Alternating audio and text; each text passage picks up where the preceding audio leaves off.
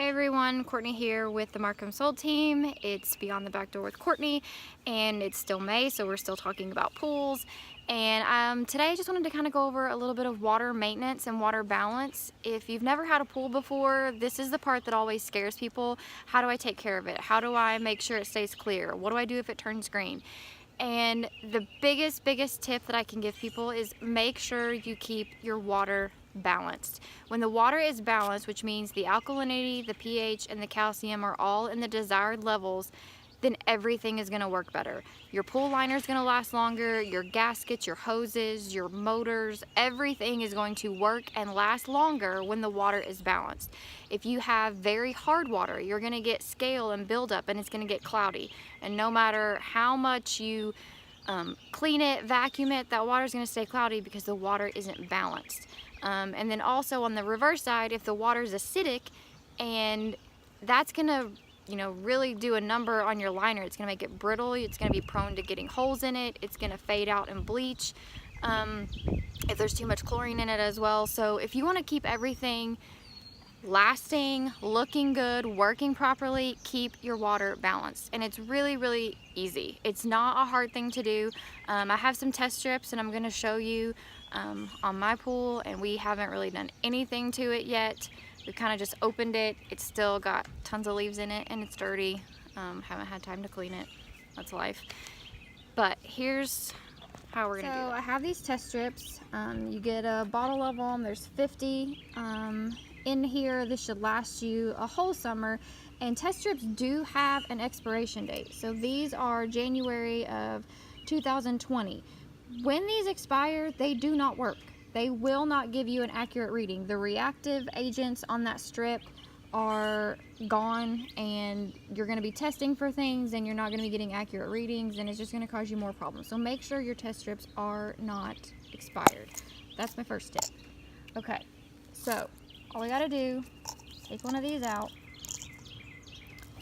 Like I said, this pool's dirty. It's got leaves in it. Put strip down the water, pull it out. Sorry, I'm trying to do this one-handed. Now, have our little chart here. And we're gonna look. So, chlorine, I have no chlorine in my pool. I kind of knew that. That's okay.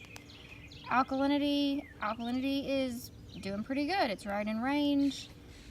pH is looking pretty good. It might be a little bit low, so that's something that I would need to add.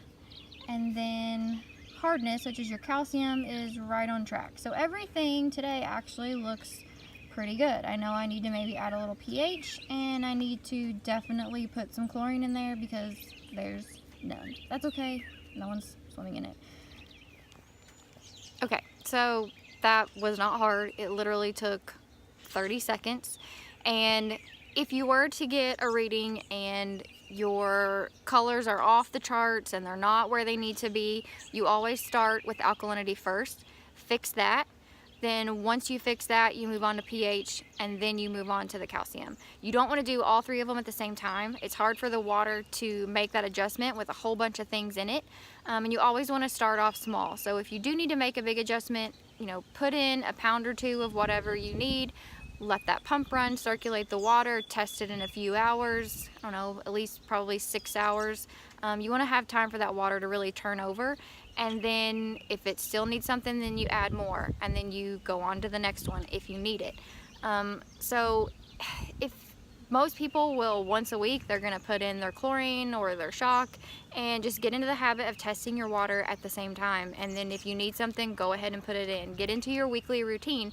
And if you stay ahead of it and you keep everything balanced up front before it gets way out of balance and out of whack, then your pool's gonna stay clear. You're gonna have a much better swimming experience. Your skin's not gonna get itchy, your eyes aren't gonna burn, and you're just gonna enjoy your pool a lot more if you keep it balanced. Also, it's probably not gonna turn green as likely.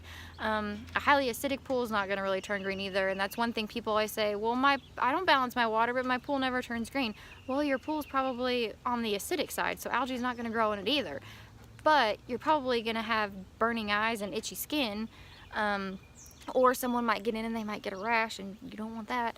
So keep your water balanced. It's easy, it's not that expensive. It's gonna, if you take care of it up front, it's really gonna make the whole experience a lot easier. So if you're thinking about pool, balancing it is not that scary. Just a little bit of weekly maintenance to kind of stay on top of things, and then put some chlorine or whatever it is you're deciding to use in your pool and keep it sanitized, and you're gonna have a great summer and you're really gonna get to enjoy it. So those are my tips for the day.